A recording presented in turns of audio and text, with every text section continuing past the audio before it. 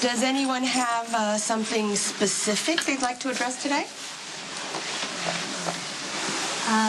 Okay. I guess I'll go.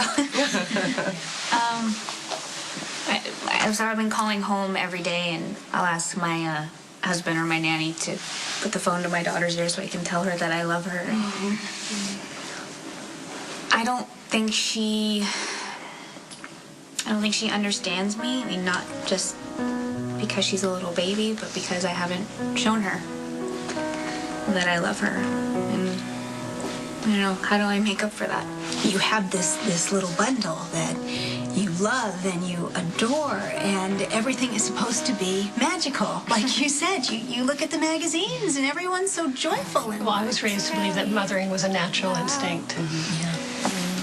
And when I didn't feel the way that I thought I should, I panicked. They're breastfeeding, which I think was the beginning of my downfall. Breastfeeding did not go well. It was a horrible experience. There was no bonding at all. Every time I tried to put him on me, he was crying. I was crying. Everybody's screaming. And I would look at pictures of moms and their babies in these parenting magazines, and it just looked so natural. And I felt so awkward holding her, and I thought that if I could just have a little bit of what they had, that I would be okay. Well, you know what's insidious about this disease is that the symptoms are, while they're often common or overlapping, everything is so different for everyone. There's no two experiences that are exactly alike. That's why I didn't recognize it. I'd only heard the horror stories. That's right. That's why it's hard to talk about, too. Right. I didn't kill my child. But that's one part of the spectrum. And if you admit it, people think, oh my gosh, you're one of those mothers. Right. And so you don't even want to And talk if you're going about through a breakup and you admit it, then they might take your daughter away from you, or your son. I sometimes felt they should. That I knew anybody out there could do it better than I could. And then when she starts crying, I just want to hurt her. I just couldn't seem to get this together. I mean, I had a career. I was a successful person. I can micromanage with the best of them. But I couldn't seem to make 4 hours work. I ended up taking off to Rochester and making up an entirely new identity. I had an affair. And I know that postpartum depression is supposed to take away your interest in sex, but I just felt so trapped and inadequate. I just wanted to be with someone who didn't know me at all. I didn't want to be touched. And I was always so unhappy, and I think it manifested itself in complaining. And my husband at one point said, you need to just get over it. I did not understand that there was a problem. I thought everything I was feeling was real.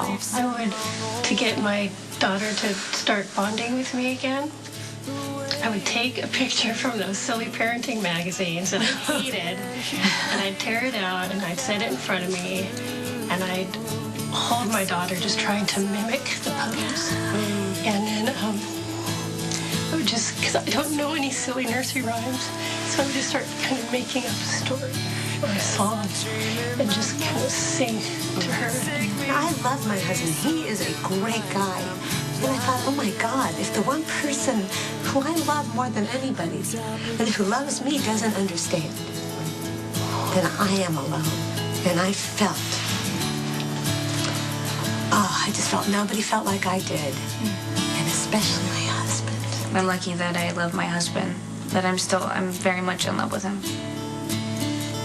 A couple of months later, I started taking antidepressants, and I was so skeptical. It's the best thing I've ever done for myself. And that's what was the hardest thing for me, because now that I'm taking them, I know intellectually that they're working, but I'm just sort of disappointed in myself that I had to do that in order to function. Yeah. Are you ever tempted to stop taking them again? No. I know now that well, I've learned from my mistakes. Thank goodness. I'm not supposed to stop taking them without Dr. Brown's supervision. That's right. Permission. Yeah, very important. I was in such a dark place. I felt like I had such a lead blanket on me. It was just so heavy and so scary that I didn't ever want to go back there. I don't know why. I don't know if it's a breakthrough or what's going on, but I feel like Emma's okay. She's with her father. She's loved, and soon I get to go home and I get to hold her, and I can't wait. Yeah, that is good. That's great. How was your day? Better than Daddy's, I hope. Better than Michael's. I'll let you in on a little secret, okay? See, Daddy's not the hotshot neurosurgeon you thought he was. It turns out there's miracles I can't make happen. You know, if Mommy was here, what she would say? She would tell me to get over myself. That I performed a nearly impossible surgery and the odds were against me in the first place. Because she believes in me. And I miss that. I miss her. You miss her too? You know when she holds a phone up to your ear and she tells you that she loves you? She means it with all her heart. Mom's getting better and she's going to come home to us very, very soon. We're going to get our family back, Emma. That's right. You